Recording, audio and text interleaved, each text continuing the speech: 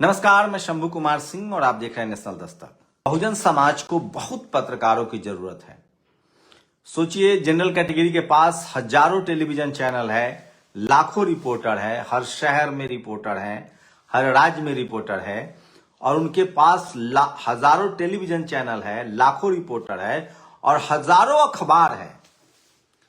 सोचिए, इसका खामियाजा बहुजन समाज को क्या उठाना पड़ा है। पटना में इतना शानदार प्रदर्शन हुआ, आपको किसी टीवी अखबार ने नहीं दिखाया। पटना में ये तस्वीरें तमाम दिखाऊंगा। सोचिए, ये आज की तस्वीरें हैं जो सोशल मीडिया पर वायरल है।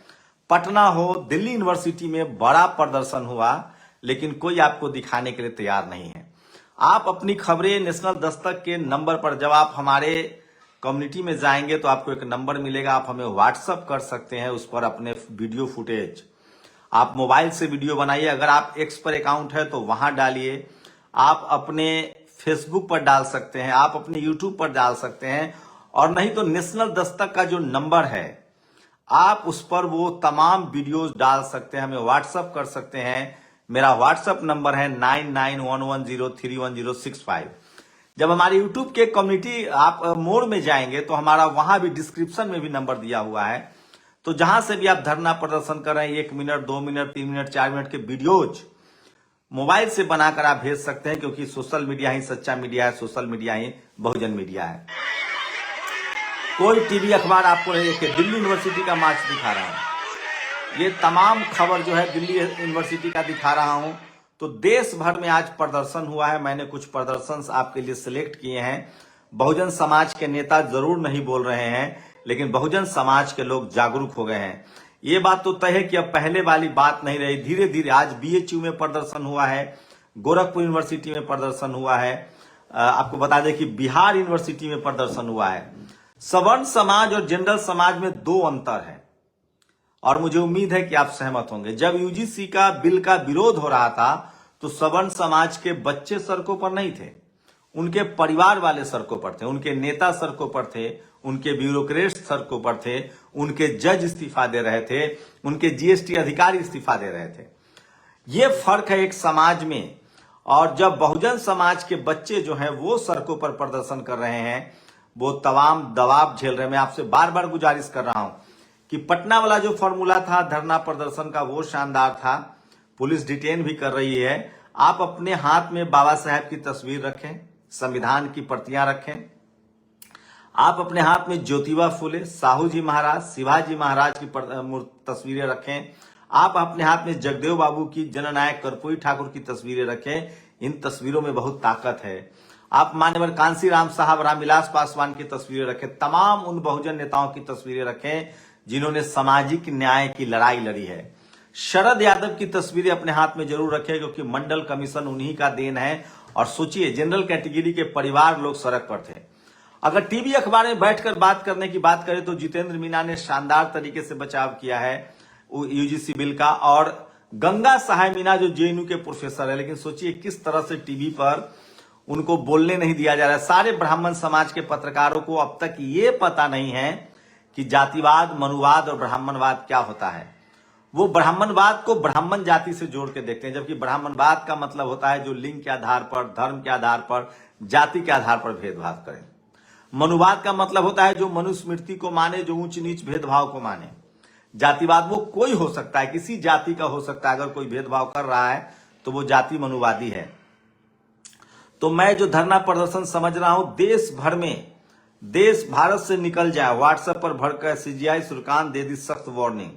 तो ये देखिए, ये श्रीकांत जो है, जो जिन्होंने चीफ जस्टिस जो है, जिन्होंने यूजीसी पर रोक लगाया है, उन्होंने व्हाट्सएप की प्राइवेसी पॉलिसी पर गंभीर सवाल उठाए हैं। तो देखिए, कहीं सोशल मीडिया पर भी रोक न लग जाए। लेकिन सोशल मीडिया ही सच्चा मीडिया है, सोशल मीडिया ही बहुजन मीडिया है।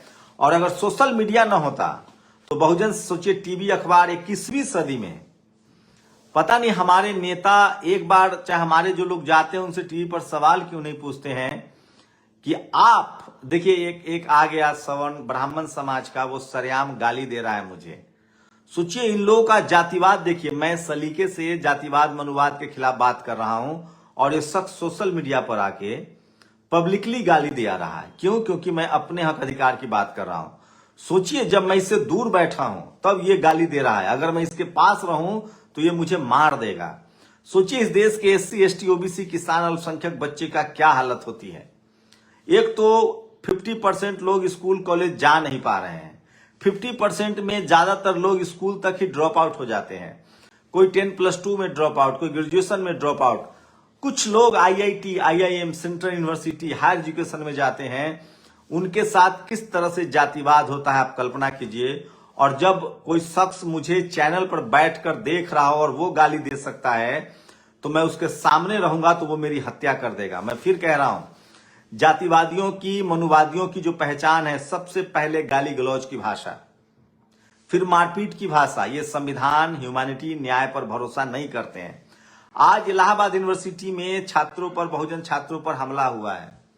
जेएनयू में धरना प्रदर्शन, सोचिए सवर्ण समाज का प्रोटेस्ट चल रहा था, प्रधानमंत्री को गालियां दी जा रही थी, गृह मंत्री को जूते मारे जा रहे थे। इस देश के ओबीसी समाज से आने वाले कानून मंत्री को गाली दी, शिक्षा मंत्री को गाली दी जा रही थी। क्या बहुजन समाज के लोगों ने किसी को गाली दी? छात्रों ने गाली दी। तो एक फर्क है, उनका परिवार, महिलाएं, बच्चा, कोर्ट, पुलिस सब सड़कों पर उतरा था, उनको सुरक्षा दी जा रही थी। जब एससी, एसटी, ओबीसी के लोग अपने संवैधानिक अधिकारों के लिए संवैधानिक तरीके से मांग कर रहे हैं तो उनको डिटेन किया जा रहा है। पटना में डिटेन किया गया, गोरखपुर यूनिवर्सिटी में उनको रोका गया। लेकिन एससी, एसटी, ओबीसी के परिवार, मैं इसके लिए माफी चाहता हूं, क्योंकि मैं जानता हूं कि समाज के 75% लोग अभी स्कूल कॉलेज नहीं गए हैं, वो अपने संवैधानिक अधिकारों के प्रति सजग नहीं है। मैं बार बार आपको कह रहा हूं कि इस देश में 40 करोड़ एससी, एसटी, ओबीसी, किसान, अल्पसंख्यक जो है वो सिस्टम से बाहर है, वो सड़कों पर गुजारा कर रहा है। 80 करोड़ लोग हैं जो मजदूर बना रखे गए हैं, जो सिर्फ 5 किलो राशन ले रहे हैं या थोड़ा बहुत सरकारी सुविधाएं मिल रही है। 15 करोड़ एससी, एसटी, ओबीसी, हम जैसे लोग जो पढ़ाई लिखाई करके किसी भी पद पर पहुंचे हैं, पत्रकार हैं, मीडिया में हैं, जुडिशियरी में हैं, कॉलेज यूनिवर्सिटी में, चपरासी से लेकर चीफ जस्टिस तक कहीं भी अगर हम नौकरी कर रहे हैं, व्यापार करें, तो यकीन मानिए आपकी नैतिक जिम्मेदारी है कि इस छात्रों के सुरक्षा के लिए यूजीसी गाइडलाइंस का स्वागत कीजिए और इस तरह के बिल हो। सोचिए, राजीव गांधी ने एससी, एसटी एक्ट दिया था, कोई जाट, पटेल, मराठा, कुर्मी विरोध नहीं करने गया। गांव में जो मोटा जातिवाद होता था उसके खिलाफ एससी, एसटी एक्ट लगा और लोग जेल गए, आज भी जा रहे हैं। लेकिन उनको अधिकार है, जब हम अन्याय नहीं करेंगे तो हम पर एससी, एसटी एक्ट क्यों लगेगा। लेकिन सोचिए, ब्राह्मण समाज के एक जज जो इस्तीफा दे रहे हैं वो कह रहे हैं कि हम एससी, एसटी एक्ट के खिलाफ प्रदर्शन करेंगे। एक वकील जो मिश्रा है वो कह रहे हैं कि हम आरक्षण खत्म करवाएंगे, एससी, एसटी एक्ट के खिलाफ प्रदर्शन करेंगे। सवाल है कि क्या इस बिल में भी, यूजीसी बिल में भी जाट, पटेल, मराठा, गुर्जर नहीं आया। सवाल है कि टीवी पर देखिए किस तरह से एक दलित पिछड़ा समाज के लोगों को बुलाया जाता है, कभी लक्ष्मण यादव, कभी अनिल मीना, कभी रतन लाल या कभी गंगा साहब मीना, और एंकर सहित 4 से 5 लोग वो लोग होते हैं जो जनरल कैटेगरी के होते हैं। पहले तो जो लोग वहां जाते हैं उस पर सवाल उठाना चाहिए कि आप कम से कम हमारी हिस्सेदारी बराबर तो कीजिए। 3 एससी, एसटी, ओबीसी लोगों को बुलाइए। आप एक एंकर जनरल कैटेगरी के हैं, एक बीजेपी के प्रवक्ता जनरल कैटेगरी के हैं, एक दूसरे राजनीतिक विश्लेषक जनरल कैटेगरी के हैं, एक वरिष्ठ पत्रकार जनरल कैटेगरी के हैं, और एक शेड्यूल कास्ट या ओबीसी के आदमी को बुला के आप ह्यूमिलिएट करते हैं। मैं इसीलिए कह रहा हूं कि इस देश के बहुजन समाज, सोचिए इनकी वजह से बिहार में बहुत से बच्चियों का परीक्षा छूट गया, उसका जिम्मेदार कौन है? सोचिए, ये लोग, बीजेपी की सरकार चल रही है, गठबंधन की सरकार है, और ये सवाल हमसे पूछ रहे हैं। आप सोचिए, और ये कह रहे हैं परीक्षा छूट गई। छात्र 10 बजे 11 बजे सड़कों पर निकले थे। ये लोग इतने मतलब कहानीकार तो ये पैदाइशी हैं, त्रिवेदी जी जैसे लोग। ये कहानी इतने पैदाइशी हैं कि एक लिख दिए, कहानी लिखने में तो मास्टर है, इनका कोई जवाब नहीं है, क्योंकि हम लोग पैर से पैदा हुए, ये मुख से पैदा हुए। ये भी कहानी इन्होंने लिखी है। तो इनकी बातों पर मत जाइए, ये अपना काम कर रहे हैं, हम लोग को अपना काम करना है। हमें बहुजन समाज को जोड़ना है, हम इनको नहीं जगा सकते हैं। ये सोने का नाटक कर रहे हैं, ये तो मान ही नहीं रहे कि जातिवाद हो रहा है। सारी जमीनें इनके पास, सारी नौकरियां इनके पास, सारी जुडिशियरी ब्यूरोक्रेसी की नौकरियां इनके पास ऐसे ही हैं। मैं फिर कह रहा हूं, अब जातिवाद बहुत महीन है और महीन जातिवाद को जाट, पटेल, मराठा, गुर्जर, कुर्मी, यादव, कुशवाहा 4000 जातियां समझने लगी है। क्योंकि सुप्रीम कोर्ट में ये है, हाई कोर्ट में है, जुडिशियरी में है, मीडिया में है, ब्यूरोक्रेसी में है। जहां जहां एग्जाम नहीं है वहां वहां ये है, जहां जहां इंटरव्यू है वहां वहां ये है, जहां जहां एग्जाम है सिर्फ वहां नहीं जाएंगे। लोअर जुडिशियरी में 46% आंकड़ा SC ST OBC का पहुंच गया क्योंकि वहां एग्जाम होता है। इंटरव्यू हटा दीजिए, आप एग्जाम लीजिए ना, पेपर लिखवाइए। तो मैं इसलिए कह रहा हूं कि ये लोग सामाजिक न्याय के विरोधी हैं और ये हमारे नस्लों को बचाने का। सोचिए, SC ST एक्ट आया था राजीव गांधी के समय, सुप्रीम कोर्ट से खत्म हुआ, SC ST के नेताओं ने उसे बचा लिया, OBC के नेताओं ने भी बचा लिया। पहली बार UGC बिल आया है OBC के बच्चों के लिए, 60% आबादी है, लेकिन आप अपना बिल नहीं बचा पाएंगे। यह बिल संवैधानिक तरीके से बचेगा, यह बिल वोट की ताकत से बचेगा और यह बहुजन समाज को बचाना पड़ेगा। बहुत लोग कहते हैं कि आजादी से पहले और आजादी के बाद, जब मंडल कमीशन नहीं आया था, जब आरक्षण नहीं था, तो कितना अपनापन था, क्योंकि हम ट्रक ड्राइवर थे, हम गाड़ी चलाते थे, हम सब्जी उगाते थे, हम इनकी सेवा करते थे बिना मेहनताना या मामूली मेहनताना या पेट पर। हम बंधुआ मजदूर थे तो हम बहुत अच्छे थे, बहुत भाईचारा था, क्योंकि हम अपने अधिकार नहीं जानते थे। हमने जब कहा कि हम भी SPDM कलेक्टर बनेंगे, हम भी CM PM बनेंगे, हम भी डॉक्टर, इंजीनियर, प्रोफेसर बनेंगे, हम भी सिनेमा में जाएंगे, जज बनेंगे, तो हम खराब हो गए। और सोचिए कहां गया वो हिंदू राष्ट्र। एक हिंदू आजकल सामाजिक हिंदू मुस्लिम मतलब सांप्रदायिकता के खिलाफ हीरो बन गया दीपक कुमार। सांप सूंघ गया, भाईचारा हो गया, भाईचारा का कहां गया भाईचारा, कहां गया जात पात की करो विदाई। हिंदू राष्ट्र बन रहा था ना, हर जाति की हर जाति से शादी। ये मोहन भागवत कहां गए, जो रोज दिन रात कहते थे कि हर जाति की शादी ब्याह, रोजी रोटी कम से कम रोटी और रोजी रोटी का रिश्ता जोड़ो। कहां गया वो हिंदू राष्ट्र। एक UGC बिल ने हिंदू राष्ट्र की कलई खोल दी। सारे बाबा SC ST OBC के खिलाफ हो गए। मैं फिर कह रहा हूं, SC ST के पास अभी भी SC ST एक्ट है। मैं बार बार कह रहा हूं कि ये लड़ाई पढ़े लिखे लोग लड़ सकते हैं, क्योंकि जो लोग सिस्टम के हिस्सा ही नहीं है वो जातिवाद नहीं समझ पाते हैं।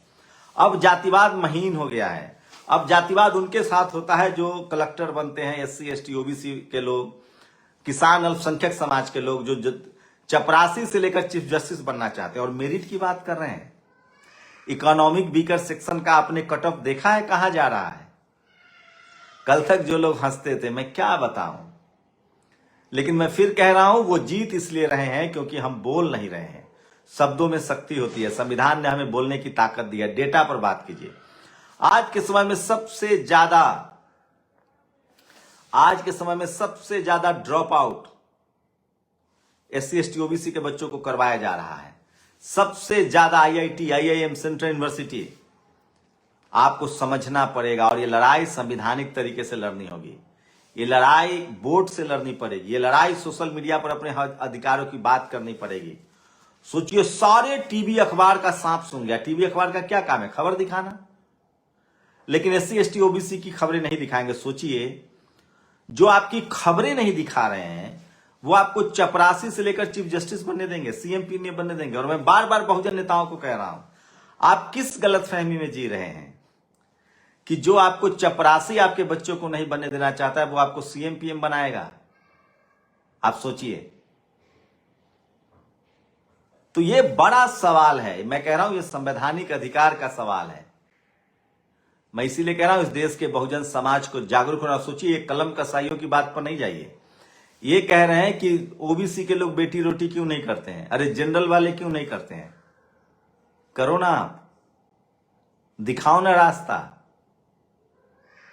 ये बहुत शातिर लोग हैं। सोचिए, ये जातिवाद ही नहीं मानते हैं, कि जातिवाद ही नहीं है। मैं फिर कह रहा हूं, जो लोग कहते हैं कि हमारे पुरखों ने की होगी जातिवाद, वो भी गलत है।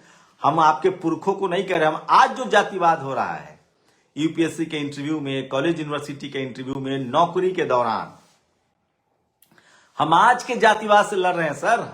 हम पहले के जातिवाद से कोई लेना देना नहीं है। आजादी से पहले मोटा जातिवाद था, घोड़ी नहीं चढ़ने देंगे, सड़क पर नहीं जाने देंगे, परीक्षा मतलब पानी नहीं पीने देंगे, सामने बैठने नहीं देंगे, क्योंकि तब हम कॉलेज, यूनिवर्सिटी, मीडिया, जुडिशियरी और नौकरी में थे ही नहीं भाई।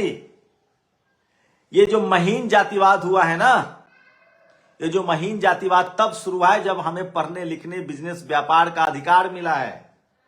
तब आपके पेट में दर्द हो रहा है कि जो कल तक हमारे सामने खड़ा नहीं होता था, जो हमारे गाय भैंस चराता था, जो हमारे लिए सेवा करता था, पैसा दे या नहीं दे, वो हमारे सामने एसपी डीएम की कुर्सी पर बैठ रहा है, कलेक्टर एसपी बनना चाहता है, वो डॉक्टर, इंजीनियर और प्रोफेसर बनना चाहता है। आज एनएफएस हो रहा है, तब तो हम थे ही नहीं। अब हम कॉलेज, यूनिवर्सिटी पहुंचे हैं जब मंडल कमीशन लागू हुआ है। ये इस देश, और एक बात और बता दूं, ये देश को मजबूत बनाने की लड़ाई है। 90% लोगों को आप लाचार, बेबस और मजदूर बनाकर कैसा मुल्क बनाना चाहते हैं? सोचिए, जो लोग हमारी खबरें नहीं चला रहे हैं, मैं बहुजन समाज के लोगों से अपील करता हूं कि संवैधानिक तरीके से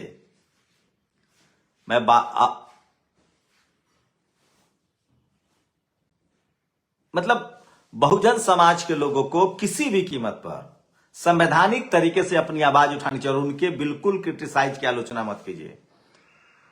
उनके वो कलम कसाई हैं, वो शब्दों के बाजीगर हैं, वो तिल को तार और राई को पहाड़ बना सकते हैं। उनका सच्चाई से कोई लेना देना नहीं है, उनका वास्तविकता से कोई लेना देना नहीं है। आप समझिए हम क्या समझा पाएंगे और हमारी क्यों नहीं आलोचना करेंगे वो।